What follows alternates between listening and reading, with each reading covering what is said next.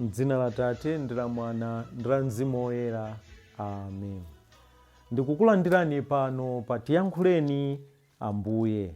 Ndipo lero ndi Lachinayi, Mulungu wa 15 pa masiku a Pachaka, ndipo ndi pa 20 Julayi chaka chino cha 2023.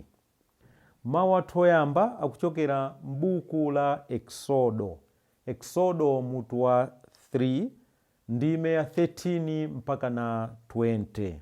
Amene akutiwerengera mawu oyamba ndi Amese Tondolo kuchokera ku mphakati wa St. Francis St. Teresa Center Chankhozi ku St. Joseph Parish Kasungu mu Archdiocese ya Lilongwe. Ndipo uthenga wathu ukuchokera mu uthenga wa Mateyo mutu wa 11 ndime ya 28 mpaka na 30. Amene akutiwerengera mawu a mthenga wabwino komanso kutigawira mawu ndi Reverend Father Emmanuel Chikaya a chipani cha Carmelite Fathers kuchokera ku Carmel Prayer House Kasungu mu Archdiocese ya Lilongwe. Mawu oyamba. Mawu a buku la Exodo mutu 3 ndime ya 13 kulekeza 20. Mose adayankha kuti, tsono ine ndikapita kwa Aisraeli kukawawuza kuti Mulungu wa makolo anu wandituma kwa inu, iwowo akakandifunsa kuti dzina lake ndani, ndiye ineyo ndikawawuze chiyani? Mulungu adamuwuza kuti, dzina langa ndine ndilipo. Aisraeliwo ukawawuze kuti ndilipo wandituma kwa inu. Ndipo Mulungu adamuwuzanso Mose kuti, Aisraeli ukawawuze kuti chauta, Mulungu wa makolo anu, Mulungu wa Abrahamu, Mulungu wa Isaki, Mulungu wa Yakobe, ndiye amene wandituma kwa inu. Tsono limeneli ndilo dzina langa mpaka muyaya. Limeneli ndilo dzina limene idzanditchula mibado yonse ya mtsogolo. Pita ukasonkhanitse atsogoleri onse a Israeli, ukawawuze kuti chauta, Mulungu wa Abrahamu, Isaki ndi Yakobe adandionekera, adandilamula kuti ndikuwuzeni kuti wabwera kwa inu, ndipo zonse zimene akukuchitani Aigupto waziona. Mulungu watsimikiza kuti adzakutulutsani ku Igupto, kuno kumene mukuzunzika, ndipo adzakulowetsani m'dziko la Akanani, Ahiti, Aalomi, Amori, Aperezi, Ahivi ndi Ayebusi. M'dzikolo ndi la mwana alirenji. Mulungu adapitirira kunena kuti zimene ukawawuzezo adzamva. Ndiye mukapite kwa mfumu ya ku Igupto iwe ndi atsogoleri a Aisraeliwo. Ndipo mfumuyo mukayiwuze kuti, chauta Mulungu wa Aheberi adakumana nafe. Tsono tikukupemphani mutilole kuti tipite ulendo wa masiku 3 ku chipululu, kuti tikapereke nsembe kwa chauta Mulungu wathu. Kudziwa ndi kudziwa kuti mfumu ya ku Iguptoyo sidzakulolani kuti mupite mpaka nditakayikakamiza kutelo. Tsono ine ndidzagwiritsa ntchito mphamvu zanga, ndipo ndidzalanga Igupto ndi zozizwitsa zomwe ndidzachite kumeneko. Zikazachitika zimenezo adzakulolani. Mawu a Ambuye. Tithokoze Mulungu. Ambuye akhale nanu, akhalenso ndi mzimu wanu. Mawu a Uthenga Wabwino monga adalembera Mateyo woyera. Ulemu kwa inu Ambuye. Pa nthawi yomweyo Yesu adati, bwerani kwa ine inu nonse otopa ndi olemedwa, ndipo ine ndidzakupasani mpumulo.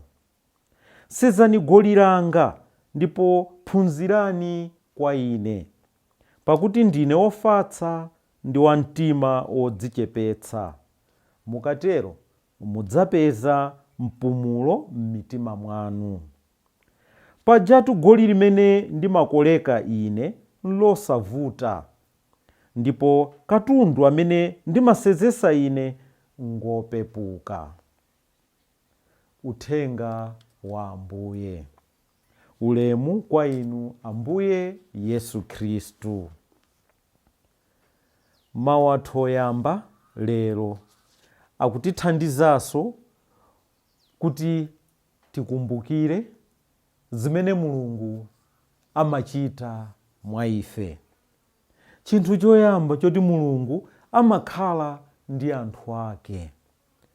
Mulungu sataya anthu ake, amayenda nawo nthawi zonse, amamva kulira kwawo, ndipo amaonetsa mphamvu zake pa iwo. Lero Mulungu akutikumbutsa kuti iye alipo nthawi zonse. Akuwuza Mose kuti ine ndilipo. Pamene akumutuma Mose kuti apite kwa Farao kukapulumutsa anthu ake, kamuwuza Mose kuti asiye anthu ake atuluke mu ukapolo, achoke ku Igupto. Akuti ukawuze kuti dzina langa ndilipo Aisraeli, saka kukayikira, chifukwa ili ndi dzina langa kuchokera ku makolo anu. Ine ndilipo.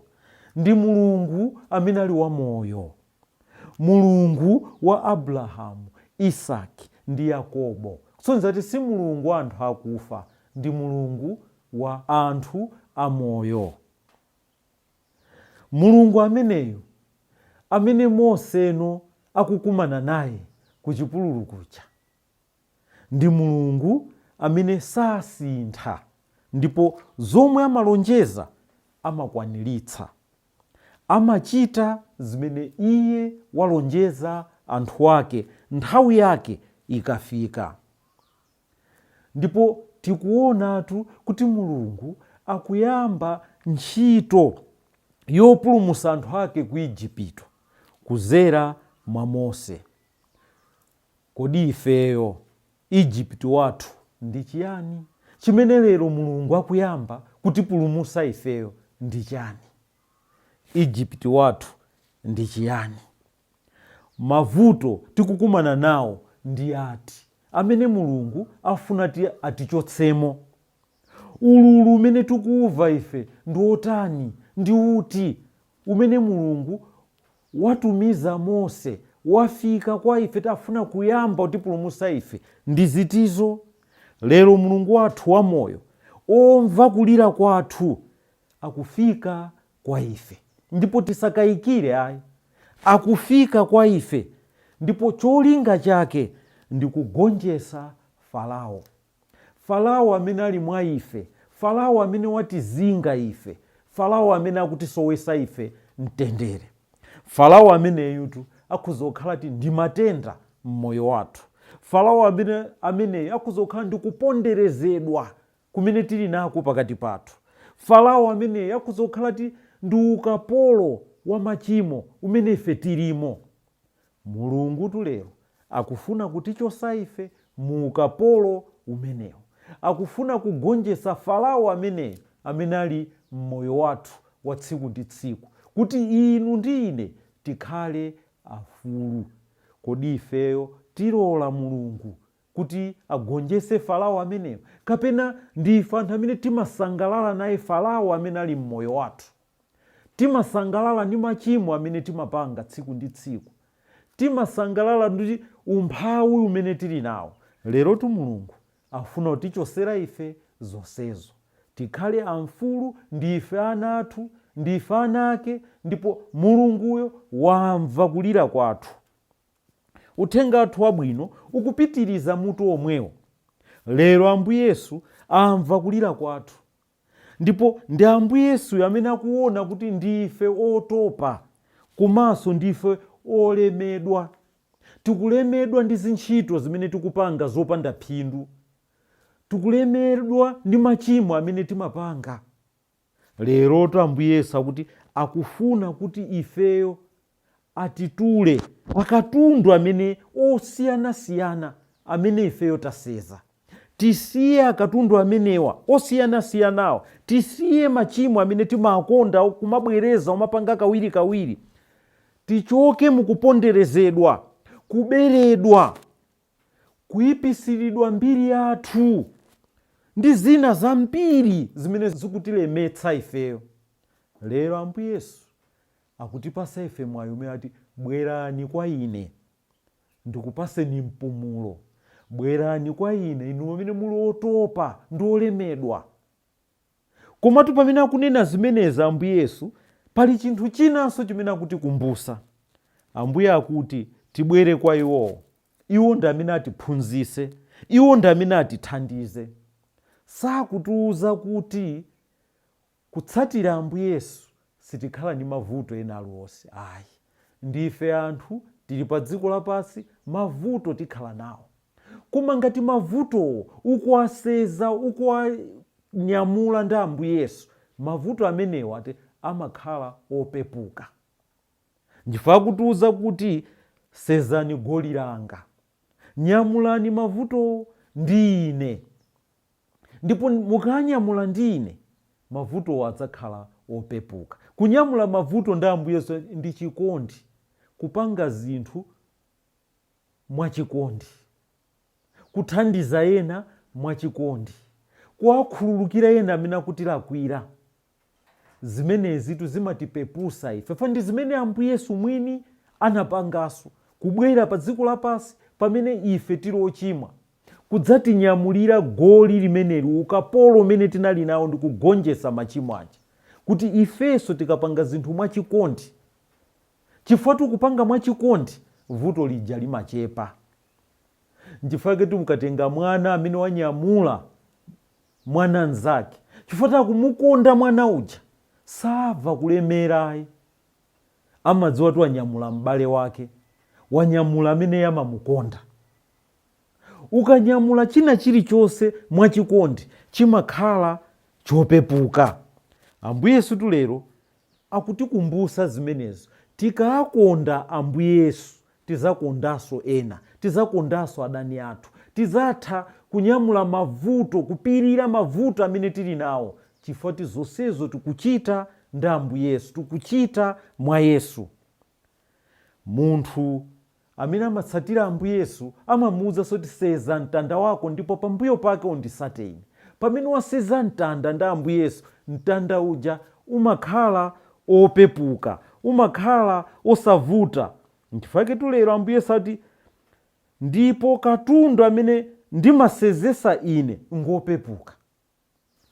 Munthu amene amatumikira Ambuye Yesu asanamizidwe ndi wina aliyense. Tikuyenda ndi Ambuye Yesu kulibe vuto lina lililonse limene atakumane nalo. Ayi, timakumana ndi mayesero ambiri pamene tikuyenda ndi Ambuye Yesu, pamene tanyamula zinthu ndi Ambuye Yesu, koma Ambuye Yesu amatithandiza kuti tigonjese mavuto ena onsewo. So chinthu choyamba nkuphatana ndi kukhala ndi Ambuye Yesu amene lero akutiyitana bwerani kwa ine, ndipo ife tikuyenera kuvomera kuti tifike kwa Ambuye Yesu ndi kumakhala muchikondi ndi Ambuye Yesu. Zina zonse zidzatiyendera bwino, sitidzaziva kuwawa mmene timamvera pamene tikunyamula tokha. Munalinso ndi ine lero, Bambo Emmanuel Chikaya.